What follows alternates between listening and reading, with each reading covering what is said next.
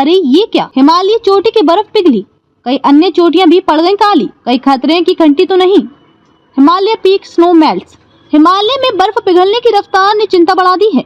उत्तराखंड के पिथौरागढ़ जिले में स्थित हियुंचली चोटी की बर्फ भी पिघल रही है, जिसे लेकर बुजुर्गों का मानना है कि ये कभी नहीं पिघल थी।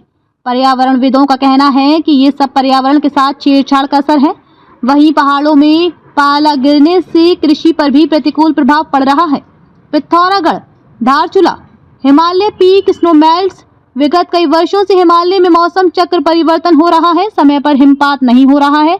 नवंबर से मध्य जनवरी तक होने वाले हिमपात फरवरी अंतिम सप्ताह से लेकर अप्रैल तक हो रहा है, जिसके चलते बर्फ जम नहीं पा रही है और हमेशा चमकने वाली चोटियों की बर्फ तेजी से पिघल रही है और चोटियां काली पड़ती जा रही हैं। मौसम जल्दी मेहरबान नहीं हुआ तो इस वर्ष कुछ मितक टूटने वाले हैं, जिसमें हियुंचली की बर्फ पिघलना है। हियुंचली की बर्फ कभी नहीं पिघलती है।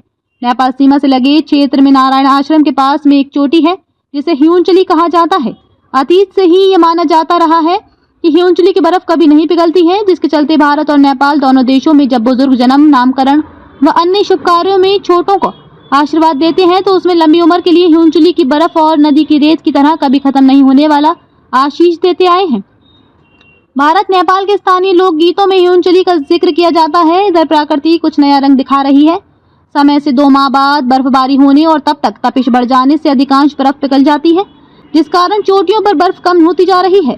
इसका प्रभाव इस वर्ष से स्पष्ट नजर आने लगा है। बीते वर्षों में भी हिमपात देर हो रहा था, परंतु इस तेजी के साथ बर्फ नहीं पिघल रही थी। मध्य हिमालय से लेकर उच्च हिमालय तक दिन में चटक धूप और दिन ढलते ही तापमान में तेजी से गिरावट आ रही है।